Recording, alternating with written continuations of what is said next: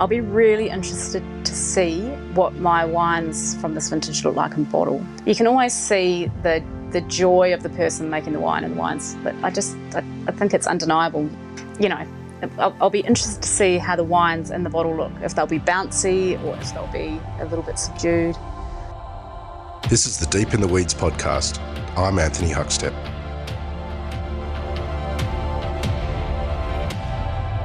Sales of alcohol at our local bottle shop may have increased, but not all alcohol produced in Australia is sold through retail.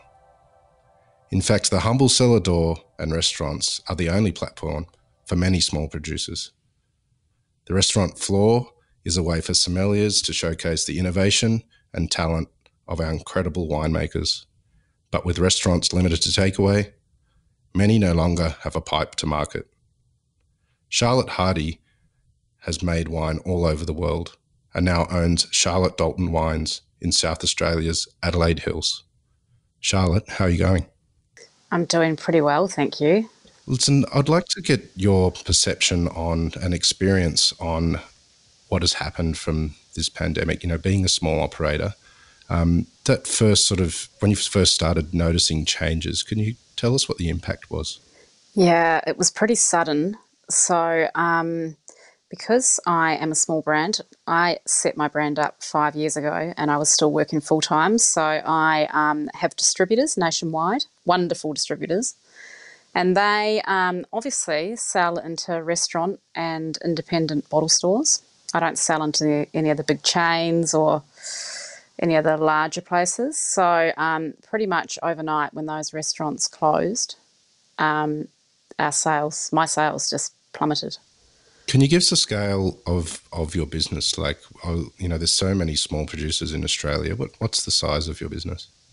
So I'm about 1,400 cases, so pretty small, but not teeny-weeny anymore.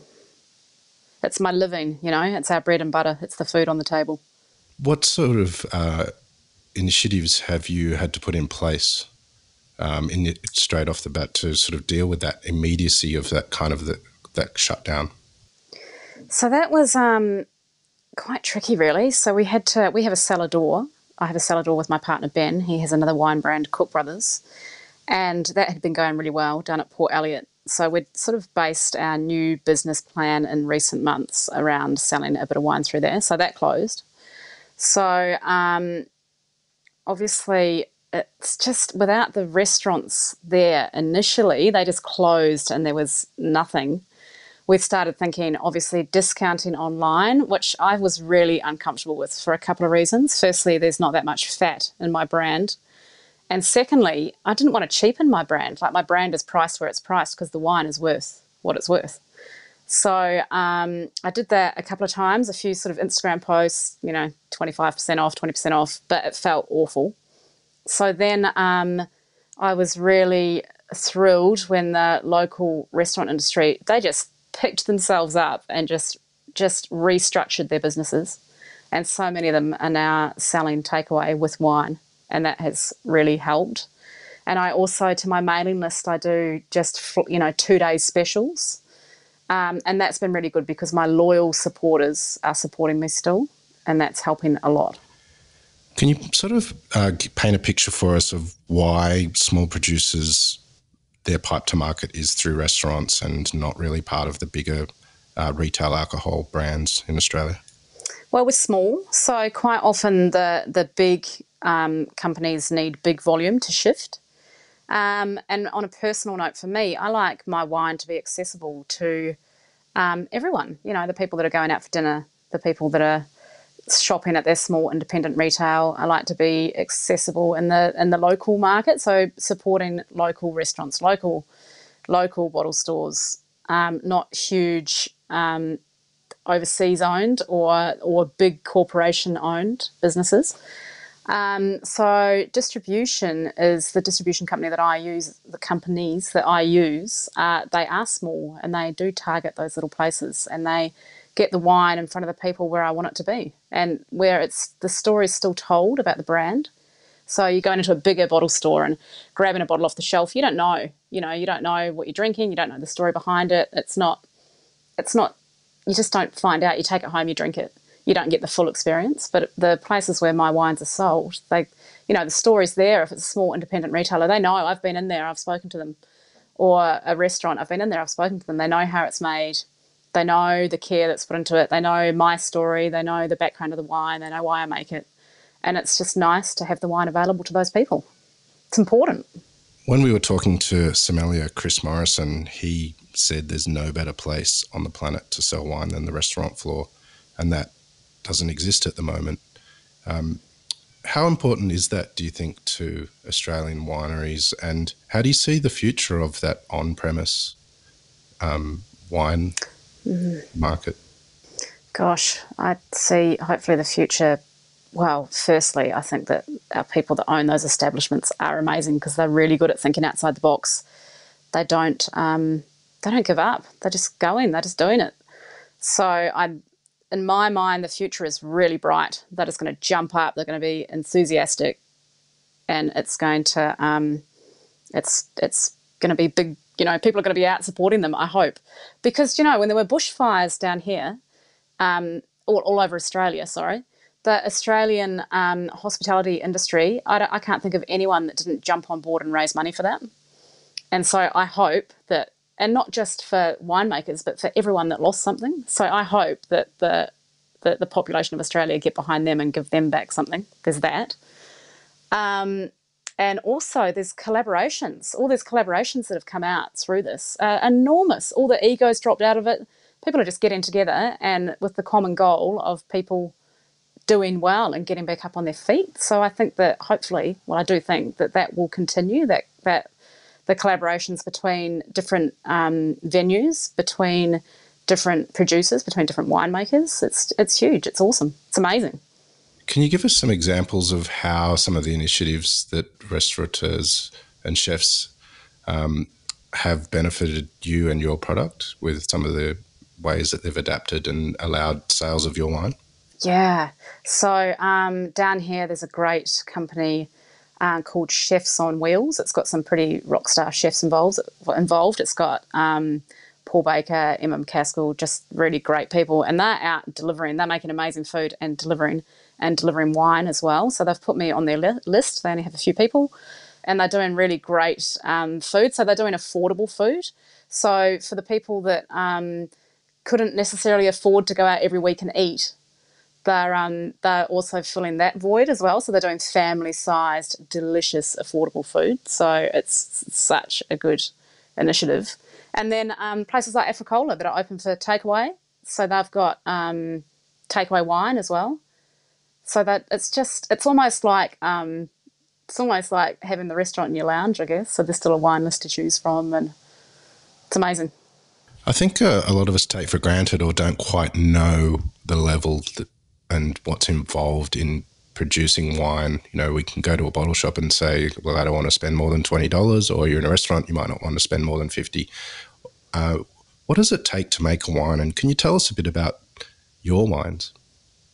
Yeah, so it's it's a year-long or longer process. So there's a lot involved. There's the sourcing a vineyard. There's convincing a grower to sell wine to you. So I started my brand in 2015 after 15 years trotting around the globe making wine. I started it in my shed at Basket Range, and it was tiny. So I brought grapes off my neighbour, Phil Broderick, picked them straight into my fermenter, and then on the way home dropped the fermenter on the driveway.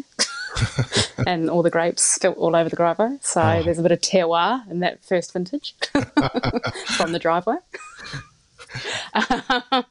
So tiny. And I was consulting to bigger companies, and the more that it was such a juxtaposition, I guess. My tiny little brand that was based on pretty minimal anything, and then consulting to these big companies. So I became more and more detached from my consulting, and now I'm full-time Charlotte Dalton. So to start the brand, I had to convince all these growers that I'd worked with all of the fruit that I still work with now. I'd worked with in previous jobs or consulting. I had to convince them to sell me some, and that's tricky because growers, they can sell a whole vineyard to one big company and it's done, and get paid good money, and it comes off in one hit and they're done. So getting them to sell you 2 tons sometimes with some growers is a bit of it's a bit of you've got to beg and plead sometimes. But I knew that I knew the fruit that I wanted, and I really wanted it, and I wasn't going to start my brand without it. And I started with Semillon and Shiraz because I love those two varieties. And so you start walking the vineyards, and then you get the fruit, and the whole time you are on the edge of your seat. You know, have you picked it at the right time? Should you be putting it in oak? Should you not? You know, how hard do I press it? Do I really need to get every single milliliter out of here, or is that going to compromise my brand? So you're always thinking about the cost versus the quality. And it just goes on all year like that. You're always, which is great. I love that. I love that sort of tension that's well, it's not tension, but that questioning that's involved, because it forces you to experiment and year after year do something different and have little side batches going on. And then you finally bottle, and you can bottle after 6 months or 9 months or 12 months or 18 months. Or 24 months. So you have a lot invested sitting there in your winery, and then you put it in a bottle, and the emotional investment is insane. Like, you're so proud and worried, and are people going to like it? Are people going to hate it? I love it. Is everyone else going to see what I see in it? You know, is everyone going to see my soul through this thing? And then you release it to the market. And then the worst thing is when someone says, oh, yeah, why is that whatever price when you know, when they want a $15 bottle of wine, they shouldn't be hunting down their small brands perhaps. So it's there's so much involved in it. And it's, you know, grapes cost money, so you don't want to be screwing that up. We've got to look after our growers, so we've got to make sure that we pay our growers what the grapes are worth, and give them the credit they deserve, because without great fruit, you can't make great wine. And barrels are expensive, tanks are expensive, winemaking's expensive, time's expensive. Yeah. And it's at a small scale, all that stuff is amplified. You know, you're speaking of like having questions all the time, and you know, the uncertainty of getting the balances right, and all of these things that can impact on making a wine. I wonder, when you get to the final result and it's in the bottle and then you pour it into a glass, does it taste like you expected it to? Is there unexpected experiences? Does the wine, you know, act as the way that you expected? Like, I'd like to get your perception on that. Never acts as I think. Is it in the glass what I think when I'm in the vineyard. It's always taken some diverse road somewhere. I guess now I've just done my 6th vintage for my brand, and I've worked with the same growers the whole way through. So I guess now I can walk the vineyard, and I can kind of maybe have thoughts about how it might end up in the bottle. And in my mind, I can have this style that I'd like to end up with, but that's not what dictates it. It's the process. So the grapes, you know, they come in, they're delicious. I'm in love with them right from the start. But then it changes as you make them. You sort of look at it and go, oh, perhaps I will do this, or I won't do that. You know, so it's a living sort of a thing, and every time you look at it, a new decision's made. So that initial style that I think I'm making is never what ends up in the bottle. But it's always something that I love. You said you started with Semillon and Shiraz. What's some of the other varieties that you're showcasing, and how would you describe your wine? So I am also making Pinot Noir, and this year Fiano from Langhorne Creek. That was a scholarship sort of thing that I won. Langhorne Creek put the call out for winemakers to apply for 2 tonne of wine so they could showcase what the region could do. Wow. And they had such a cool list of varieties, so I jumped on board and chose Fiano. So I'm really excited about that. I'm excited to try that. Yeah, it's so cool. And we're also playing now a little bit with some different regions. So I am really Adelaide Hills based, and I always will be. But now I've got that Langhorne Creek, and my partner and I secured some fruit down at Port Elliot on a tiny little south-facing vineyard, which I've never ever worked with a south-facing vineyard, and it's Pinot Noir, so that's in the winery at the moment, and it's pretty cool. So I would describe my wines as moving goalposts, I guess. Every year they're a bit different. They've always got the common thread at the vineyards, like the Shiraz. It just has this common thread through it that is, I just can't, I would never want to lose it, but it just, no matter what the vintage is like, no matter if it's been wet, hot, you know, it's always there, just this sort of black jelly bean thing in there. So I can always see the effects of the vineyard, but I can also see the effects of the year. And because I don't try and shape the wine in any sort of way, they just end up how they are. But to me, actually, I think they're quite pure, and they are an expression of me, I hope. Now, you're saying earlier that, you know, the immediate impact was to shut everything down in regards to your business almost overnight. And then some of the initiatives that restaurateurs activated helped with sales of wine. But could you give us a picture of the current situation that you're in compared to when all of this started? So the current situation, I guess I'm feeling a bit more positive now. So when it first started, just before that, things were fantastic. I think Australia was just living a beautiful time. There were people were out eating and drinking, and sales were really good, and international sales were fantastic. And then it hit, and that initial week, I just fell into a hole of, oh my gosh, my dream's gone. I can't, how will I ever sustain this? How am I ever going to sell a bottle of wine again? Because my main chain is gone. And I felt awfully sad and devastated for all the people that had supported my brand through all this, that they'd lost their, you know, their income and their businesses.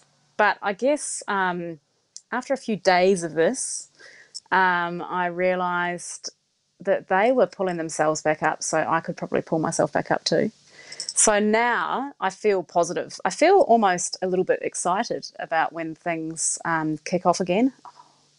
Um, the the I don't know. There's just a nice feeling that people are ready to be a community and support each other. But where I am right now is I'm selling enough wine to look after my family, and just sort of fumble through. But it's definitely not a sustainable place that I'm in. But yeah, I think the future's bright. How can people help small producers like you right now until things start going again? They can order from us. It really is. It is the best scenario is to see website orders coming in. We have our cellar door open for takeaway, but you know, we're down on the coast. People aren't down here, so it's not a huge thing really. And we're in the winery a lot because it's vintage, so the cellar door's open. But takeaway, it's not the experience. It's not a huge thing. So to order online is massive. And if anyone sees it, just on a list to just support everyone, just support everyone. Buy a bottle. It's just it's the way, you know. But then I feel, you know, I say that, but then I really feel for my distributors as well, because I know that it's just a shit sandwich really. The whole chain is just in flux at the moment, and I know that everyone in all of those points is trying really hard to get sales, but it is the best thing for me to have it ordered through the website. What impact have you seen on local producers? You know, not just the wine world, but you know, you'd have like a lot of local producers around you as well. Yeah, huge. I think it's, well, I don't know. I was listening to a thing the other day about farming, and I think farming, they're sort of a bit insular to it, and we've all still got to eat. So that hopefully they are surviving okay. But all the restaurants and cafes and those sort of industry around us are closed, and sad about it. In terms of my peers in the industry, I noticed early on that everyone was just on this crazy discounting bandwagon, and I know, being a small producer, that that is absolutely not sustainable, because you know, you've got to eat. So I think that sort of stopped a bit, and people now we're all talking to each other, and that's really lovely, because there's a bit of that community feel. So you feel like you're sort of being pulled along, and doing a lot of these collaborations as well with other people and other not just in the wine industry but other industries. It's enormous. I feel like people are on the up. I hope I'm right. How has wine changed your life? Oh, it's everything. It's before my children. It was my children. I love wine. It's cool. You can track it from the ground right through to the bottle, into the market, sitting at a table. That's beautiful about it. But the thing that I've noticed this vintage is that I really love the team aspect of it. And because we have small children and we lost childcare early on in the COVID-19 piece, it's been a really lonely vintage because I've done my vintage stuff during the day and some nights, and my partner's been in there when I haven't been in there. So it hasn't had that great sort of party feel that vintage is. Like everyone's excited. You're always ripping around to other winemakers' houses and looking at what they've got going on, and it's just a really beautiful time of year. But this year we've all been locked down, and I feel like, I realise through this that is a huge part of it for me.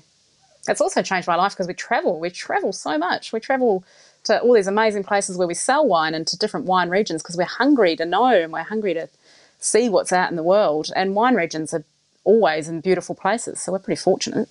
Do you think the uncertainty about travel will have an impact on winemaking? Yes, I do. I think we will, if it continues and people don't travel, I do wonder what it will do to people's inspiration, because everyone gets inspiration from their overseas vintages or visiting overseas regions. But I guess we all have an imagination, so we can all do things with grapes. But I do wonder if this is long term, what effect that'll have. In terms of the marketplace, though, I know our markets are looking like they're all bouncing back overseas, but it's hard to know that your product's in a place and you can't go there and tell the story yourself. So you're really relying on people that you've sometimes never met selling your wine, and that's hard. That's a hard pill to swallow. A few moments ago, you were saying how different it is making this vintage because of the circumstances. How do you think you'll look back on this vintage in the coming years? Oh, my gosh. Yeah, I've thought about that a lot. I'll be really interested to see what my wines from this vintage look like in bottle, because to me you can always see the personality. You can always see the joy of the person making the wine in the wines. But I think it's undeniable. You can tell if the wine was manufactured in a big place and it's lost its soul a little bit, or I'll be interested to see how the wines in the bottle look, if they'll be bouncy or if they'll be a little bit subdued. And I think I'll just look back on the vintage as just a surreal time in life, and not just vintage, every aspect of everything. It's just been a lonely time in the winery and a lonely time in the world, I think, for some people. On a lighter note, how do you like to enjoy a glass of wine? Just after the kids have gone to bed. After the kids have gone to bed, I just about break the bottle trying to get the cap off. No, I enjoy wine. And oh my gosh, there's room for wine in most things. We've been known to have breakfast wine, and people have champagne breakfasts, which we used to quite enjoy quite a bit. But any occasion, I think with a nice meal, and undeniably that's just beautiful when a food and a wine matches beautifully. That's just such a lovely, lovely experience. And I don't think many people really get to experience that. I think that's the beauty of SOMs, isn't it? Is just going somewhere and having someone that's really thought about that, and you get to experience that beautiful thing. I love that. But I also like a beautiful crisp wine on a hot day on the back lawn with kids. Not that they're drinking it, but or you always whenever you like a girlfriend comes over and you say, "Should we have a wine?" It's like a celebration when you have a wine. You always look forward to taking that top off and drinking it with someone, and either having a chat or having a heart to heart or having a laugh. Or I think it's definitely a huge part of my life. It's a part of my emotional life and my daily life, or most daily life, I guess. And it's also the celebration part too. Like, we look for any excuse to go and buy a bottle of French fizz. Any excuse will do. So it's nice to celebrate with something nice. Well, as the father of twin toddlers, I can agree with you on trying to rip the top of a bottle of wine open as quickly as possible in the afternoon. It certainly tastes a lot better these days. Charlotte, it's been amazing to have a chat. Please keep in touch, and good luck with the what's to come, and we'll talk again soon. Thanks for the opportunity, Huck. I really appreciate it. This is the Deep in the Weeds podcast. I'm Anthony Huckstep. Stay tuned as we share the stories of Australia's hospo community, suppliers and producers in search of hope during this pandemic. Special thanks to executive producer Rob Locke for making this all happen. Stay safe, isolate and be well.